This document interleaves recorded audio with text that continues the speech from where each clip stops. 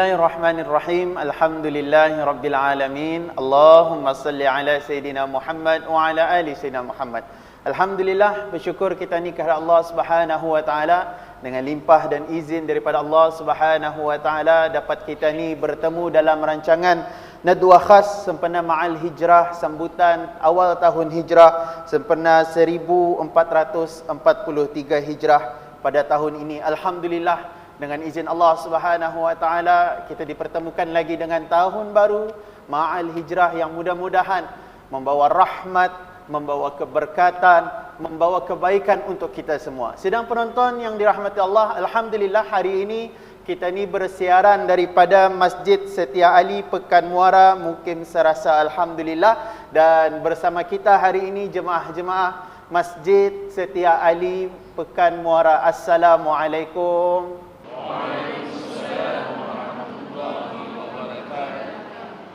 Alhamdulillah, sehat semuanya? Alhamdulillah. Alhamdulillah. Mudah-mudahan kita duduk dalam masjid ini di dalam rahmat Allah Subhanahu wa taala. Tajuk pembicaraan kita sempena kita ni meraihkan Ma'al Hijrah pada tahun ini, kita ni akan membicarakan mengenai belia berilmu dan beramal soleh pemangkin negara berkat. Alhamdulillah. Yang di sini saya yakin ada ayahanda dan bunda yang mempunyai anak-anak belia, dan insya-Allah mudah-mudahan sidang penonton yang berada di rumah, mudah-mudahan tajuk pembicaraan kita pada hari ini bermanfaat untuk semua insya-Allah. Dan saya sebagai pemudah cara bersama saya pada hari ini alhamdulillah dua orang ilmuwan yang insya-Allah akan berkongsi ilmu bersama kita semua. Dekat di sebelah kiri saya yang mulia Ustaz Haji Fansuri Syarimi bin Haji Muhammad Ali. Assalamualaikum Ustaz. Waalaikumsalam warahmatullahi wabarakatuh. Sehat Ustaz? Alhamdulillah. Terima kasih Ustaz, sama-sama ada dua pada hari ini. Alhamdulillah. Dan seterusnya di sebelah kiri Ustaz Haji Nakib bin Haji Awang. Assalamualaikum Ustaz. Waalaikumsalam warahmatullahi wabarakatuh. Sehat Ustaz? Alhamdulillah sehat. Alhamdulillah. Terima kasih juga Ustaz, sama-sama naduah pada hari ini. Alhamdulillah. Terus sajalah kita ni membicara mengenai belia berilmu, beramal soleh, membawa kepada negara berkat. Sebelum kita ni fokus kepada tajuk pembicaraan kita ni bercakap mengenai belia yang berilmu, yang beramal soleh, kita akan bertanya dulu kepada ahli panel kita yang pertama. Dalam kita ni bercakap tindak tanduk kehidupan kita ni, dalam kita ni memangkin sebuah negara yang harmoni, kenapa ni Ustaz kita ni memerlukan keberkatan di dalamnya? Mungkin sebagai mukaddimah ringkas daripada Ustaz, silakan. Terima kasih. Assalamualaikum warahmatullahi wabarakatuh. Waalaikumsalam. A'udzubillahi samil alim minasyaitonir rajim. Bismillahirrahmanirrahim. Alhamdulillahi rabbil alamin wal 'aqibatu lil muttaqin wala 'udwana illa 'alal zalimin. Assalatu wassalam ala khatamil anbiya wal mursalin wa ala alihi wa sahbihi ajma'in. Rabbi yassir wa la tu'assir ya karim. Rabbi tamim bi khair. Allahumma hidayatan li shawab. Makasih atas pertanyaan itu. Benarnya apabila kita ni bercakap tentang negara berkat ni, ia adalah impian semua orang yang berada di dunia lah. Sama ada yang berada di Asia Tenggara, Timur Tengah, hatta yang jauh pun ingin keberkatan itu. Dan kita ni kalau ingin melihat apa sebetulnya keberkatan itu, menurut kitab At-Ta'rifat, berkat itu al-barakah lughatan az-ziyadatu fil khair. Yang bermaksud berkat itu dari sudut bahasa ziyadah, pertambahan dalam kebaikan. Maknanya apabila kita bercakap tentang negara berkat ini, inilah impian kita ni. Sehingga kan bukan saja impian, tetapi ialah juga disebut oleh Allah Subhanahu wa taala supaya kita ni meraih keberkatan terhadap penduduk yang ada di dunia. Di mana firman Allah Subhanahu wa taala, a'udzubillahi minasyaitonir rajim, walau anna ahlal qura amanu wattaqau lafatahna 'alaihim barakatin minas sama'i wal ardh. Sadaqallahul azim. Yang tafsirannya, jikalau sesungguhnya penduduk bumi itu yang beriman dan bertakwa, mereka akan dibukakan keberkatan dari langit dan juga bumi. Inilah keberkatan yang kita ni mahukan, dibuka keberkatan dari langit ke bumi. Dan kita ni selalu mendengar bahawa Nabi SAW mengajak kita ni setiap pagi berdoa. Apa doanya? Allahumma barik li ummati fi bukuriha. Yang bermaksud, ya Allah berkatilah umatku setiap pagi. Bayangkan doa Nabi Muhammad SAW tentu sekali mustajab, bukan saja untuk baginda SAW tetapi juga untuk Nabi Muhammad, untuk umat Nabi Muhammad SAW. Kemudian disebutkan juga baginda SAW berdoa terhadap penduduk Makkah, yang mana doa ni kalau siapa yang pergi haji, umrah apa, memang kita ni digalakkan apabila masuk Madinah, inilah doanya. Rasulullah SAW, antara doa baginda SAW sebagaimana yang diriwayatkan daripada Abu Hurairah radhiyallahu anhu, beliau berkata, yang bermaksud orang-orang penduduk Madinah apabila melihat buah pertama, mereka membawanya kepada Nabi SAW, lalu baginda mengambilnya seraya berdoa, Allahumma barik lana fi thamarina, wa barik lana fi madinatina, wa barik lana fi sa'ina, wa barik lana fi muddina. Apa maksudnya? Ya Allah, berkatilah kami melalui buah kami, berkatilah kami melalui bandar kami, berkatilah kami melalui sa', yakni gantang kami, dan berkatilah kami melalui mud, cupak kami. Hadis riwayat Al-Imam Muslim. Maknanya di sini Nabi SAW mengajak kita ni untuk sentiasa berdoa terhadap negara, dan kita ni teringat dalam surah Sabah ada menyebutkan yang selalu tadi dengar. Bismillahirrahmanirrahim. A'udzubillahi minasyaitonirrajim. Baldatun tayyibatu wa rabbun ghafur. Shadaqallahul azim.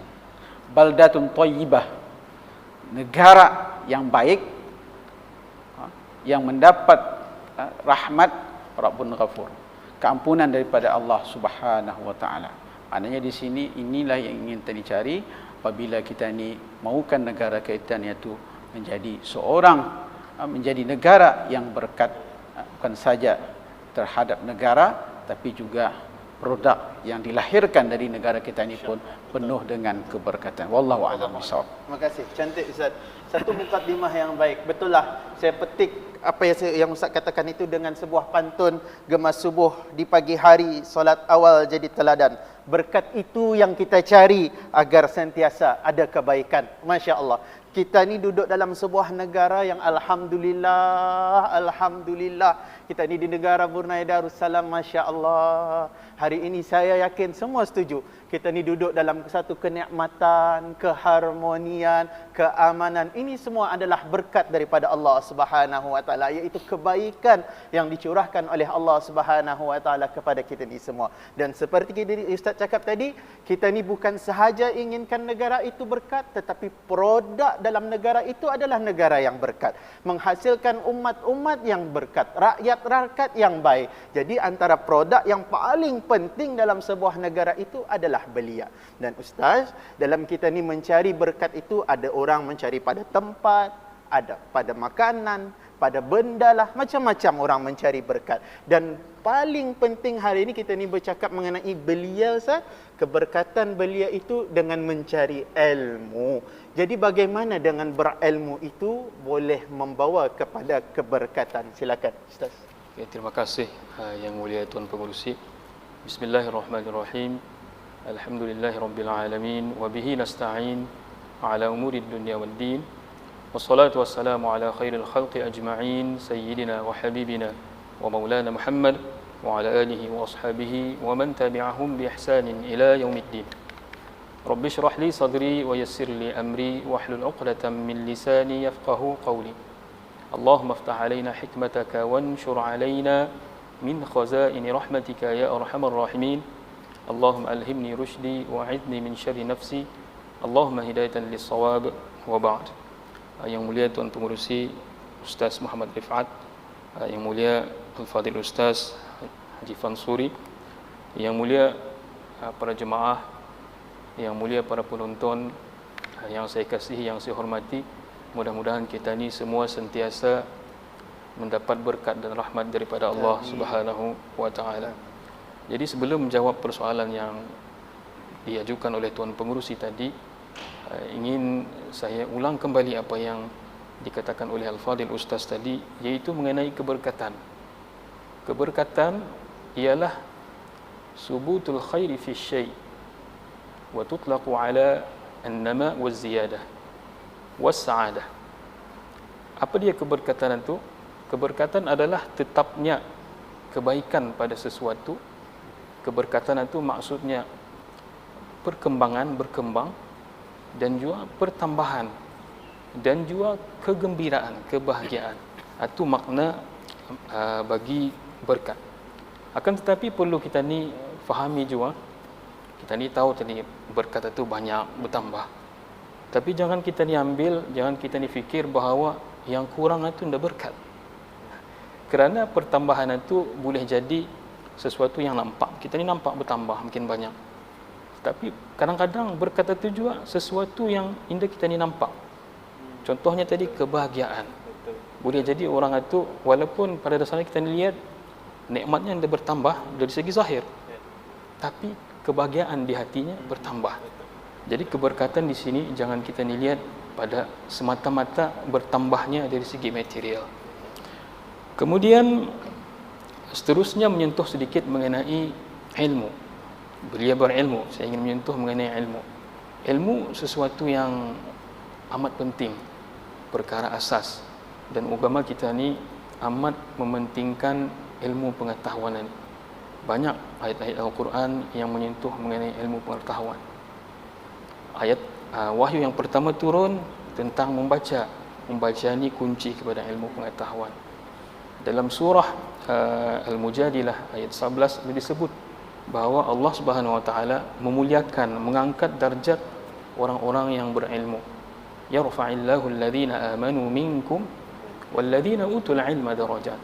Allah mengangkat darjat orang-orang yang beriman, orang-orang yang berilmu daripada kalangan kamu beberapa darjat. Dan juga dalam ayat lain surah Az-Zumar ayat 9 Allah menyebutkan, Allah berfirman, "Qul hal yastawil ladzina ya'lamun wal ladzina la ya'lamun." Dan katakanlah bahawa tidak sama orang yang mengetahui dan orang yang tidak mengetahui.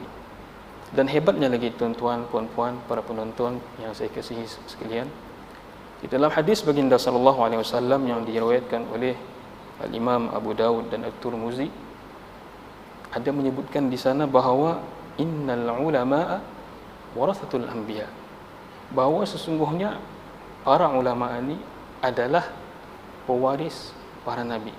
Ini menunjukkan betapa hebatnya, betapa pentingnya untuk kita ni menjadi orang-orang yang berilmu. Jadi berbalik kepada persoalan untuk pengurusi tadi, bagaimana belia berilmu tadi itu boleh membawa keberkatan kepada sesebuah negeri. Jadi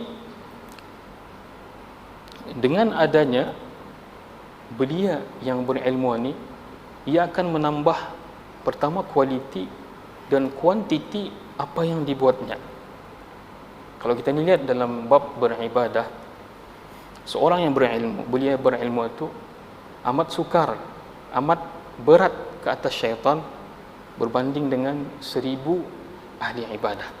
Ini menunjukkan arah kita ni betapa pentingnya untuk kita ni itu memiliki ilmu pengetahuan. Macam mana boleh? Sebagai contoh, dalam bab berniat, kalau orang biasa-biasa saja mungkin niatnya biasa-biasa. Tapi kalau yang belia yang berilmu, orang yang berilmu, contoh mudah, ia membaca Al-Quran saja. Tapi sebelumnya membaca Al-Quran itu, ia berniat, ya Allah, aku membaca Al-Quran ini dengan niat Nabi Muhammad SAW membaca Al-Quran, dengan niat para sahabat membaca Al-Quran, dengan niat para ulama membaca Al-Quran. Jadi kualiti bacaan Al-Qurannya itu tidak akan sama dengan orang yang biasa membaca Al-Quran. Kemudian suka saya sebutkan juga tadi dalam bab niat. Kalau belia berilmu dalam bab berzikir misalnya, kalau belia itu okeylah ahli ibadah, alhamdulillah berzikir, subhanallah, walhamdulillah, wala ilaha illallah, wallahu akbar. Tapi kalau belia itu berilmu, ditambah di ujungnya adada khalqih wa ridha nafsih wa zinata arsyih wa midada kalimatih. Ada beza Ustaz. Ada beza. Apa Ada maksudnya beza. di sana? Betul. Ia bertasbih, bertahmid, bertakbir di ujung itunya sebanyak bilangan makhluknya, makhluk Allah Subhanahu wa taala. Keridaan Allah Subhanahu wa taala. Beratnya arasy Allah Subhanahu wa taala dan sebanyak kalimahnya. Banyak ilmu Allah Subhanahu wa taala tanpa batasan. Ia baru menyebut satu zikir, orang yang berilmu ni satu zikir, tapi keberkatannya, kebaikannya dengan bilangan makhluk yang Allah ciptakan, dengan banyaknya ilmu Allah Subhanahu wa taala. Ini menunjukkan betapa beliau yang berilmu itu mampu menarik keberkatan untuk negaranya. Dan juga dalam hal ibadah, dalam keduniaan pun sama juga. Kalau beliau itu berilmu, ia akan menambah kualiti dan kuantiti. Contoh mudah dalam bab keduniaan, beliau bekerja sekiranya memancing ikan ataupun mengail ni kita ni ke laut. Walaupun beliau ini sekiranya cukup perkakasnya cukup, tapi yang kurang ilmu ni dah ada. Ke laut tapi turun-turun ayam. Mungkin beliau macam mana ni, ia akan dapat ikan, dapat tangkapan, tapi tidak akan sebanyak orang yang berilmu. Beliau yang berilmu pergi ke laut, ia akan tahu bila waktunya ke laut.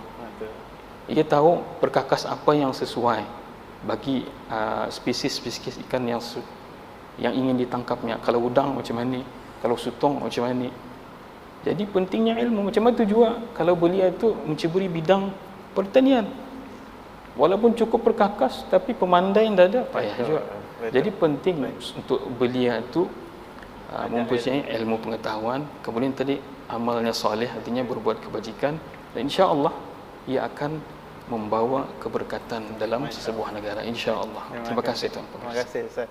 Begitulah sidang penonton yang dirahmati Allah, penjelasan Ustaz berbeza sekiranya belia-belia yang berilmu dan tidak berilmu. Dan di sini bersama kita penonton-penonton banyak ayahanda dan ibunda ini ada anak-anak belia, dan saya yakin ibu ayah semua mempunyai harapan yang tinggi bahawa anak-anak belia-belia yang ada di rumah itu membahawakan belia-belia anak-anak yang berilmu. Dan ibu ayah semua jangan berputus harapan, terus berdoa moga-moga khususnya belia-belia di negara Brunei Darussalam yang kita ni akan corak insya-Allah adalah belia berilmu dan belia yang beramal soleh insya-Allah. Dan kita ni bersyukur di negara Brunei Darussalam, pendidikan asas daripada awal ini memang dididik sedari awal dari darjah pendidikan agamanya, masya-Allah wa tabarakallah, dididik terus sehingga dewasa. Jadi betapa pentingnya, betapa negara Brunei Darussalam ini menitik beratkan kepentingan ilmu. Jadi Ustaz, ilmu itu sudah diterapkan, dan ilmu dan amal soleh ini, amal kebaikan ini memang tidak dapat dipisahkan.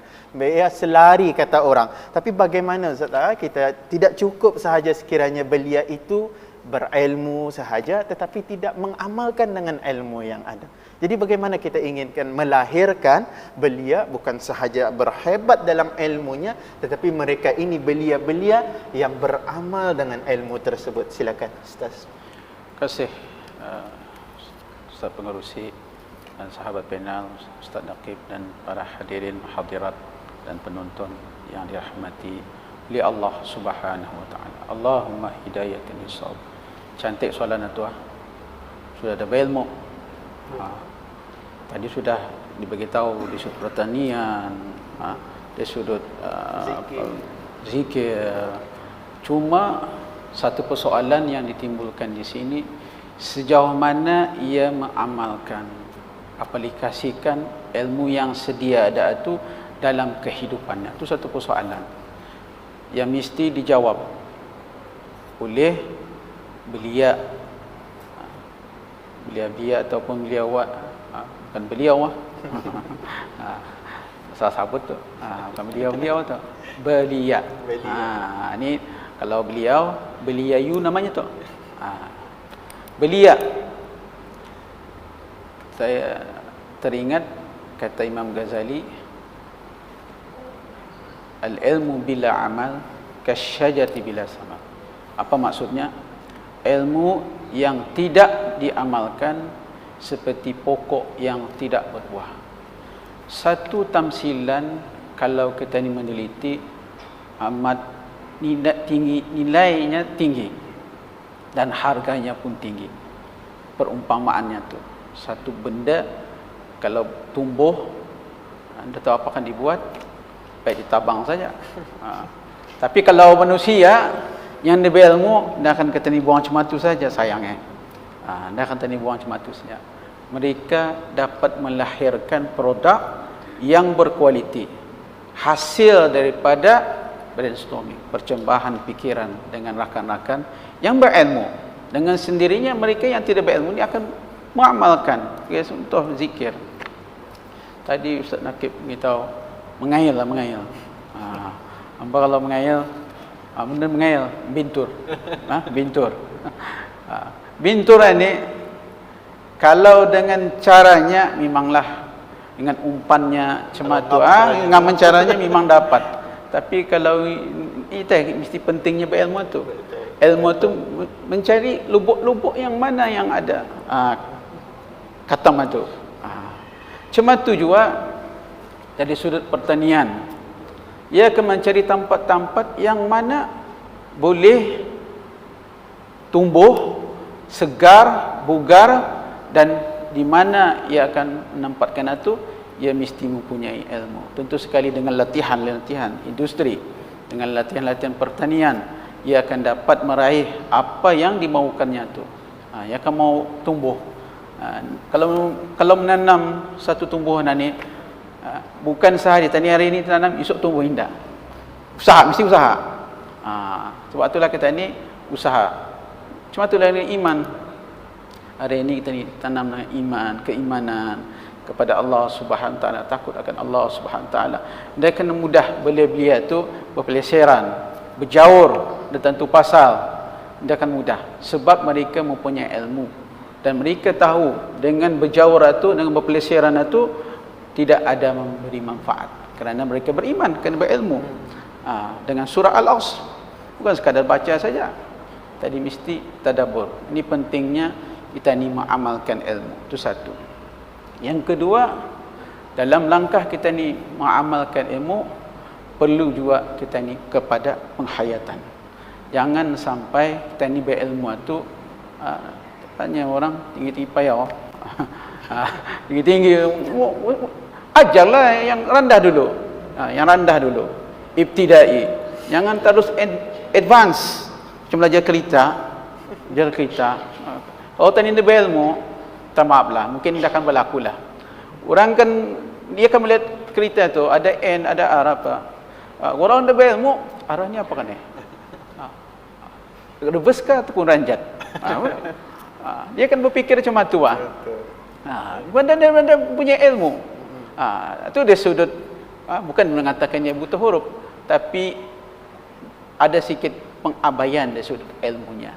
Mungkin dulu masa damit-damit itu dah membaca, sudah bahasa. Cuma tu je kalau mengaji, orang, Ustaz, dulu pandai pun berustad ni. Pandai pun Ustaz ni. Bukan saja muqaddam habis juzuk 1 tapi sudah tua ni, dah berlancar. Dah berlancar. Kenapa? Kerana tidak mengamalkan ilmu yang sedia. Tadi ilmu ni kalau tidak amalkan sedikit, ia akan Allah Taala kata hukama akan mewarisi ilmu yang tidak diketahuinya. Itu kata ulama. Mungkin itu saja sebagai wallahu a'lam bishawab. Cantik. Betapa pentingnya Ustaz, keseimbangan itu dalam kita ni mencari ilmu dan kita ni perlu amalkan. Tapi tuan-tuan, ibu ayah, sedang penonton yang berada di rumah, macam mana kita ni kan mengimbangi itu? Ada ilmu, ada amal. Ustaz jawab Ustaz. Bagaimana Ustaz kita ni kan mengimbang? Alhamdulillah, ilmu banyak, amal pun ada tapi tidak seimbang. Jadi bagaimana dengan kehidupan kita ni yang mencabar hari ini, belia-belia terkhususnya banyak orang cucukan daripada luar agar belia-belia ni terpesong, dia bertentu arah. Jadi bagaimana kita ni mengimbangilah ilmu yang sudah ada, kita ni amal untuk menjadi belia yang soleh agar kita ni terpelihara dari perkara-perkara yang tidak sepatutnya. Silakan Ustaz. Ya, terima kasih Yang Mulia Tuan Pengerusi. Bismillahirrahmanirrahim. Alhamdulillah. Wassalatu wassalamu ala sayyidina Rasulillah wa ba'd. Jadi memang betul lah, ilmu suatu perkara yang penting. Tapi kalau ilmu ini saja belum tentu ilmu itu akan dapat mencorak peribadi seseorang, akhlak seseorang. Ilmu saja belum tentu dapat mendorong seseorang itu kepada berbuat amal yang lurus, amal yang soleh ni. Dan kalau kita ni beramal saja tanpa adanya ilmu, ia akan menjadi amalan yang sia-sia. Kerana apa? Hanya dengan ilmu itu kita ni mampu beramal. Contoh mudah, kan sembahyang sekiranya. Kita ni kan sembahyang. Macam mana kita ni sembahyang kalau tidak ada ilmu? Kita ni kan membaca Al-Quran. Kita ni pegang Al-Quran tapi tidak ada ilmu membaca Al-Quran. Kita ni tidak akan mampu membaca Al-Quran.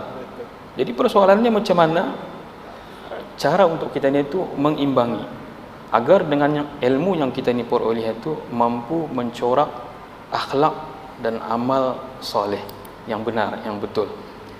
Jadi apa yang dapat saya katakan sebagai respon kepada persoalan Tuan Pengerusi, ia berbalik kepada rukun-rukun ataupun asas dalam kita ni menuntut ilmu.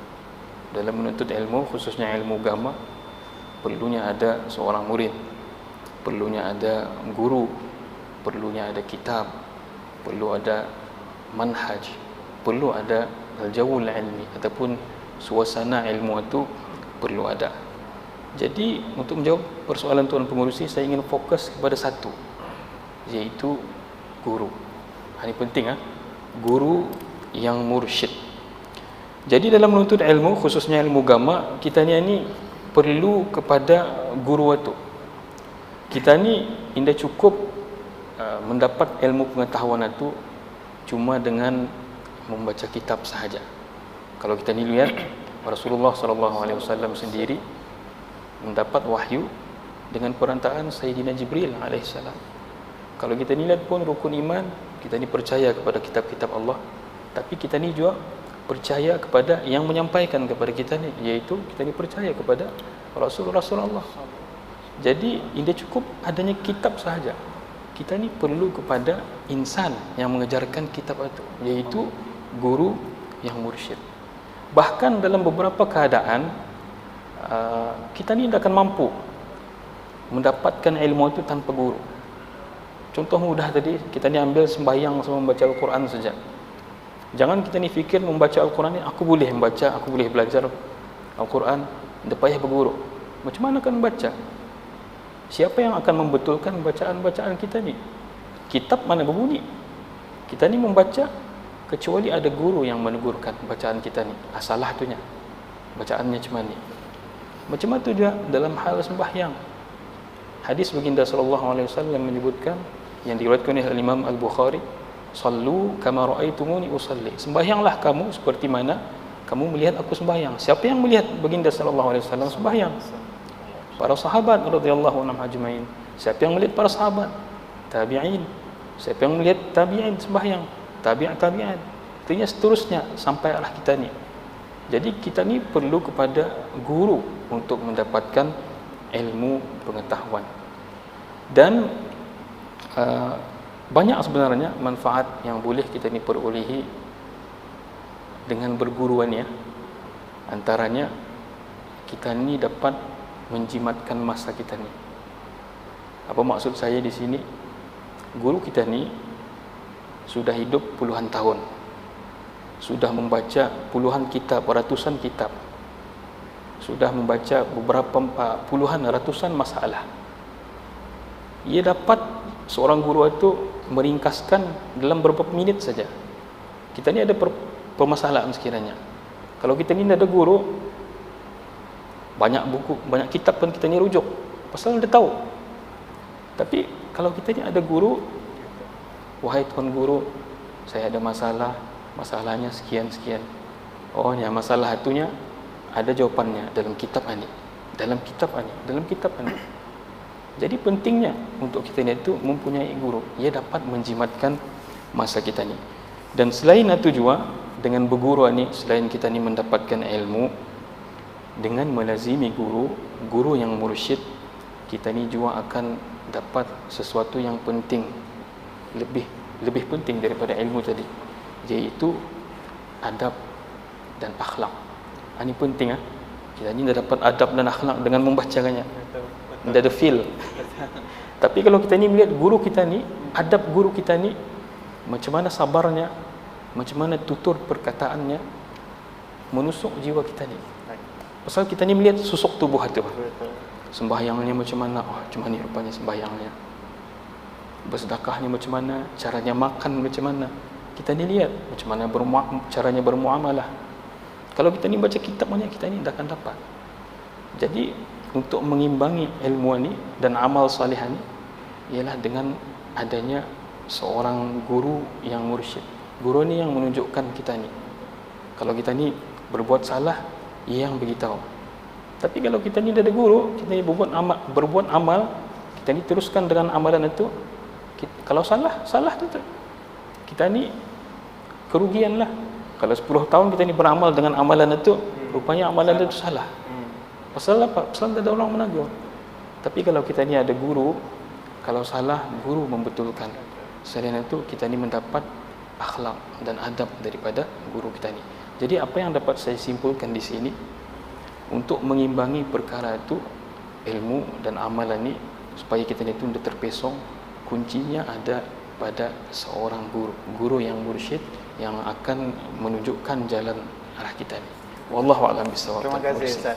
Itu maksudnya biar ada pembimbing, biar ada yang memimpin kita ni ke jalan yang lurus. Terutama belia-belia. Hari ini banyak dugaan. Ni nah handphone ni dah dugaan yang paling utama pada masa ni. Bangun pagi ke terus selfie, tidak lupa ku post IG. Masya Allah, itu dugaan-dugaan belia-belia masa ni. Moga-moga dijauhkan semua itu. Moga-moga belia, khususnya belia-belia negara Brunei Darussalam, belia-belia yang bijak, yang berilmu, pandai memanfaatkan segala-galanya agar negara Brunei Darussalam khususnya menjadi sebuah negara yang berkat, melahirkan insan-insan yang berkat, insya-Allah. Jadi Ustaz, kita ni bagi peluang Ustaz. Saya bertanya dari tadi Ustaz. Ini kita bagi peluang kepada sidang penonton yang hadir pada hari ini, yang sama-sama berpartisipasi dengan kita. Insya-Allah mungkin ada persoalan. Silakan. Bismillahirrahmanirrahim.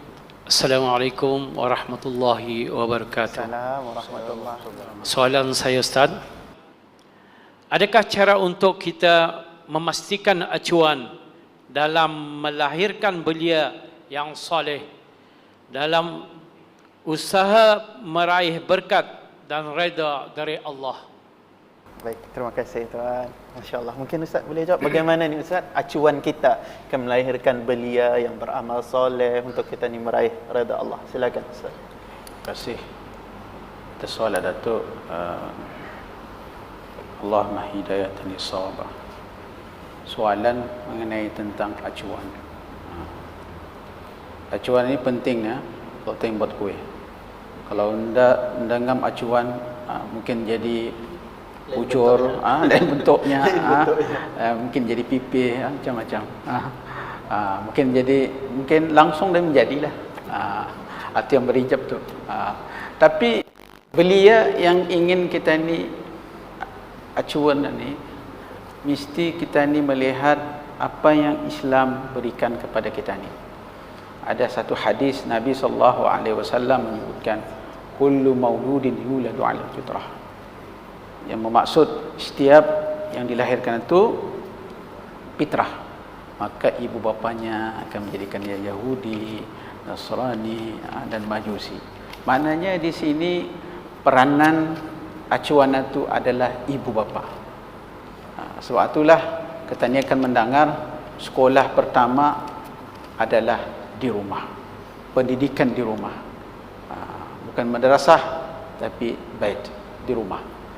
Macam mana kita ni ingin mendidik, menterbiah anak-anak kita ni, khususnya belia-belia kita ni, pertama sekali yang diterapkan oleh Nabi Muhammad SAW adalah akidah, percaya kepada Allah Subhanahu wa taala. Macam mana kita ni boleh nampak dalam rumah tangga seorang itu? Macam mana boleh kita nampak? Pertama, ketika anak itu lahir akan diazankan. Kemudian disebut sana naik saksi bahawa Allah Subhanahu wa taala itu Tuhan, tiada Tuhan. Dan Nabi Muhammad itu adalah pesuruh Allah. Itu akidah. Kemudian selepas satu diterapkan lagi iqamah. Di situ juga disebutkan aku naik saksi bahawa tiada Tuhan melainkan Allah dan Nabi Muhammad itu adalah pesuruh Allah. Maknanya di sana sudah diterapkan tentang akidah. Satu. Yang kedua, pendidikan yang lebih besar lagi ialah sembahyang. Nabi SAW menyebutkan muru auladakum bisab'in sinin, ajar anak kamu sembahyang 7 tahun. Apabila 10, tadi kan payah menyebut tu perkataan pukul tu. Bukan pukul tu, pukul dengan penuh sayang, kasih sayang. Tapi kalau pukul dengan manja, itu habislah. Dia akan menjadi apa yang kita ni bawakan, pendidikan yang kita ni mahukan. Sembahyang. Sembahyang. Yang ketiga, diterapkan ialah membaca Al-Quran. Ini pendidikan awal. Inilah acuan yang kita ni terapkan dalam rumah tangga yang kita ni mahukan, yang diberkati, yang diredai oleh Allah Subhanahu wa taala dengan baca Al-Quran. Kita ni pernah mendengar satu pembacaan media satu hari, cerita sedikit. Satu hari seorang kanak-kanak belajar mengaji kepada seorang guru Al-Quran. Lalu apabila mengajar, ringkaskan cerita, bila mengajar anak ini, belum lagi ia mengajar, anak itu sudah hafal. Terkejutlah gurunya. Ya Allah, ya Rabbi, siapa kan anak ini? Sekali dipanggil bapaknya. Ya, kenapa anakmu ni belum pergi aku mengajar? Katanya, ia sudah hafal. Perkara ini terjadi di Mesir. Peristiwa ni. Dipanggil bapaknya. Panggil bapaknya, apa kau buat ni? Anakmu ni sampai belum pergi mengajar sudah hafal Quran. Sebenarnya Tuan, yang mengajarnya ialah isteri saya. Sebenarnya bukannya seorang lagi. Ada 5 orang lagi di rumah yang juga serupa dengan dia. Ya Allah, ya Rabbi. Masya Allah, sampai macam tu pendekatan yang ada. Kalau benda ni dapatkan dibuat, bukan maknanya kita ni kan tos tutup sekolah tahfiz atau tidak. Bukan itu maknanya. Memang buka, tetap buka. Tapi kita ni ada kelas tahfiz di rumah. Dari awal. Dari awal. Kemudian apa lagi? Akhlak. Ini penting berakhlak ni. Very simple. Macam mana kita menerapkan? Setiap kali apa-apa acara, baca doa lai, makan dengan tangan kanan, baca bismillahirrahmanirrahim, keluar dari rumah baca bismillahirrahmanirrahim, sudah ada diajarkan di sana. Maka dengan sendirinya acuan itu ada sudah di rumah. Dan apabila sudah sampai ke rumah, apabila sudah sampai di sekolah, dengan sendirinya sekolah pun dah jadi masalah. Dah jadi masalah. Dah sikit kepalanya ya anak ni kau usulnya ni contoh. Dia kan sikit kepala guru itu Guru disiplin pun sikit kepala. Kalau ramai jelama macam mana ni, belia-belia macam mana ni diterapkan di rumah anak awal. Jadinya kita ni tinggal saja peranan itu adalah yang akan memberi acuannya adalah ibu bapa, dan acuan yang kita ni mahukan acuan yang mendapat keridaan Allah Subhanahu wa taala, berakhlak mulia, dan akhir sekali beradab, bagaimana kita beradab dengan Allah Subhanahu wa taala. Wallahu a'lam bishawab. InsyaAllah. Amin, amin. Itu yang kita ni harapkan Ustaz. Belia-belia khususnya Masya Allah sebagai pelapis negara yang akan membangunkan negara pada masa depan, yang kita harapkan belia-belia Islam kita khususnya adalah belia-belia yang beramal soleh, yang dekat dengan Allah Subhanahu wa taala. Amin. Kita ni sama-sama doakan insya-Allah. Dan seterusnya mungkin ada soalan kedua daripada jemaah yang bersama kita, silakan. Bismillahirrahmanirrahim. Assalamualaikum warahmatullahi wabarakatuh. Soalan saya, ilmu boleh saja diperolehi dan dipelajari, tetapi keberkatan di dalamnya belum tentu kita dapat. Jadi bagaimanakah cara untuk kita miliki ilmu yang berkat itu? Sekian, terima kasih. Terima kasih Puan. Ustaz, terus saja bagaimana kita akan mendapat ilmu. Dan alhamdulillah kita ni dapat pengajaran di mana-mana masa ni boleh belajar. Ilmu itu di mana-mana boleh dapat. Tapi keberkatan itu bagaimana kita akan miliki. Silakan. Ya, terima kasih Yang Mulia Tuan Pengerusi. Terima kasih juga kepada saudari yang bertanya. Bismillahirrahmanirrahim. Alhamdulillah. Wassalatu wassalamu ala sayyidina Rasulillah wa ba'd. Soalan yang cukup baik. Kita ni dalam apa je yang kita ni miliki, dalam apa je yang kita ni lakukan, kita ni mau ada keberkatan dalam sesuatu itu. Termasuk juga dalam bab ilmu pengetahuan ni. Kita ni alhamdulillah menuntut ilmu, kita ni mendapat ilmu yang banyak, tapi kita ni mau ilmu yang kita ni pelajari itu bukan saja banyak, tapi ia juga berkat. Jadi sebagai jawapan, sebagai respon kepada persoalan tadi, jawapannya adalah lain dah bukan berbalik kepada guru tadi iaitu tempat kita ni mengambil ilmu, sumber kita ni mengambil ilmu itu. Pertama, kita ni hendaklah menghormati dan memuliakan guru di mana kita ni mengambil ilmu pengetahuan itu. Indah kira apa status ilmu itu. Jangan sekarang ilmu di universiti baru kita ni hormati. Guru tadika, guru mengajar muqaddam, guru mengajar darjah pra, semua jenis guru termasuk ilmu-ilmu fardu kifayah kita ni hormati. Yang namanya guru kita ni hormati. Seperti yang saya sebutkan tadi, Allah Subhanahu wa taala sudah mengangkat darjat orang-orang yang berilmu. Siapa kita ni untuk tidak memuliakan guru kita ni, guru yang memandaikan kita ni, guru yang mengajarkan kita ni. Itu perkara pertama, kita ni hendaklah menghormati dan memuliakan guru. Perkara kedua, sudah menjadi tradisi zaman berzaman dan sampai ke hari ini masih dilaksanakan perkara ini, terutama sekali dalam ilmu-ilmu agama, penuntut ilmu-ilmu agama. Apa dia? Iaitu mencukupkan berkhidmat dan mencukupkan keperluan guru. Ini saya sendiri nampak. Kalau kita ni di Timur Tengah, guru itu saja datang, ada orang-orang yang mengangkatkan kasutnya, ada orang mengangkatkan bagnya, berkhidmat untuk guru. Ada yang menyediakan airnya. Bahkan sampai, ini ada kisah, guru itu terdetik ingin menunaikan fardu haji. Ini murid-muridnya ni berpakat berinfak sedikit seorang, sampailah kadarnya itu cukup sehingga membolehkan guru tadi itu menunaikan fardu haji, memuliakan, berkhidmat untuk guru dan mencukupkan keperluan guru. Selain itu juga, ini pun perkara yang penting diamalkan oleh salafus salih. Apa dia? Kita ni berdoa untuk guru-guru kita ni.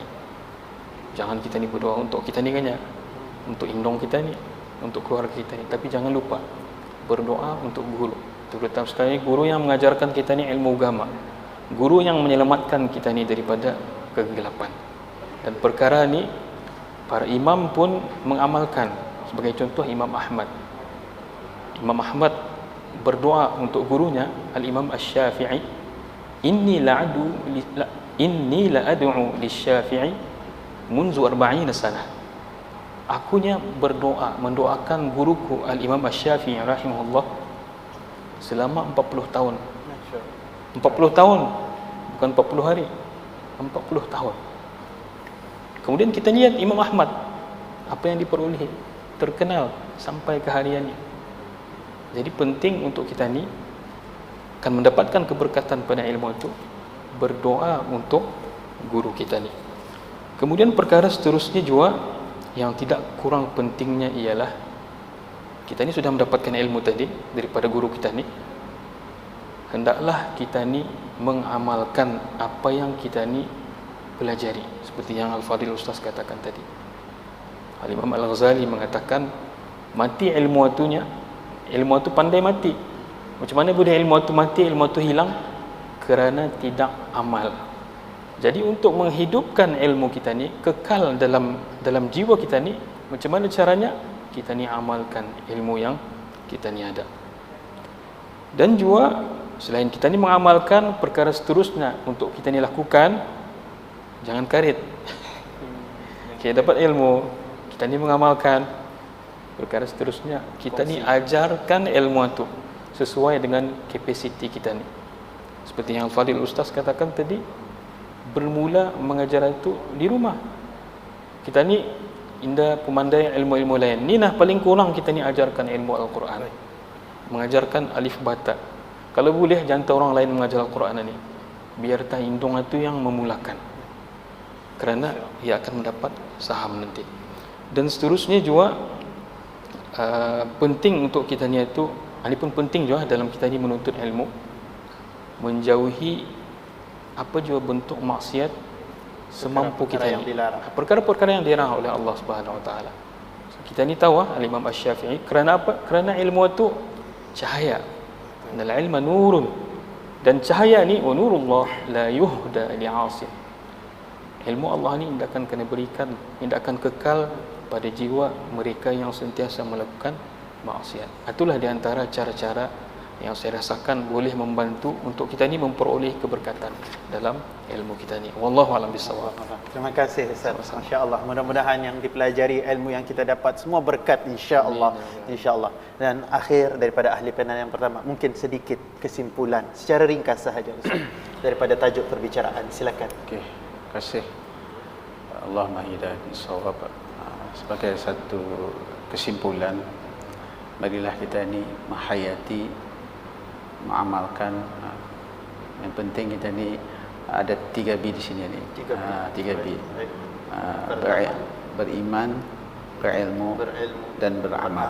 Ini penting ni. Bukan yang radio tu. Ini yang 3B ni. Itu saja cukup. Berilmu, beriman, berilmu dan beramal penting. Mungkin itu sajalah sebagai penutup. Wallahu a'lam bishawab. Masya-Allah, terima kasih. Mudah-mudahan dengan tips 3B itu melahirkan kita ni belia-belia yang Allah Subhanahu Wa Taala katakan di dalam Al-Quran. A'udzubillahi minasyaitonirrajim.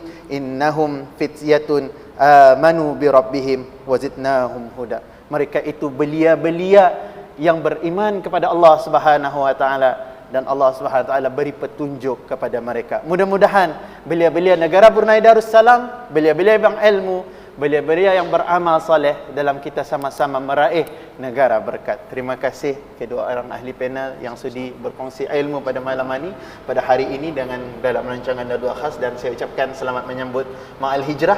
Mudah-mudahan tahun-tahun ini membawa keberkatan untuk kita semua. Amin insya-Allah.